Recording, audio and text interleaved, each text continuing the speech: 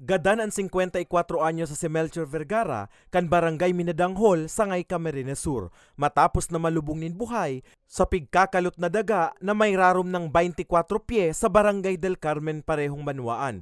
Sigun sa sangay MPS, sa pahayag subuoten kay ibang aki ni Vergara, alas 2 nin hapon, Marso 16 kan marasayan kan pigkakalot na daga ang biktima. Alagad na ipaabot ang impormasyon sa otoridad kan esposa ni Vergara alas 9:45 na kan Marso 17. Itong insidente, nangyari po kang yan po itong aking niya, sir. Kaya lang, itong aking niya, sir, si pagtaas niya, si pag-ahon niya duman sa pigkakalot na, na daga, yung man itong time na to na nagbuhu, kaya po siya bali po nagtaong impormasyon na si papa niya, na naguhuan yung daga, sini pong akin niyang minor, pigsabihan si mama niya na, si papa ngayon na guhuan ngayon yung daga. Kaya, yun na po itong time na to na nag-ibahan silang duwa sa police station para maghagad po ng responding. Itong aking bunso ni Melchor Vergara, yun po itong talaga pong na naka-easy.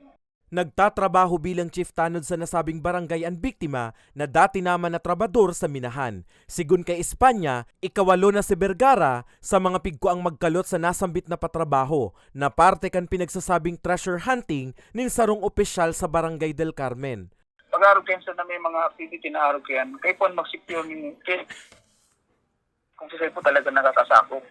Kasi may mga bagay na basta-basta pwedeng maghukay ng arugyan kung may clearance. Iyo po. Kung para di ka po ang pagkakaintindi ko kayan. Kasi sindaman po ang kayan. Okay, pero during the time na pighapot ni itong mga kaibanan ni Melchor, ini yung si Romeo sa si Mario sa si Victor na Casabena, may posibleng kasuratan na i-present sa sinda na nagpapatunay o nagtutubot na maghukay po sinda tuman.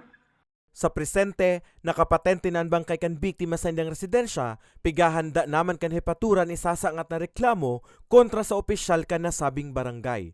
Para sa mga baretang tatak Bicol, Carmelo Balya.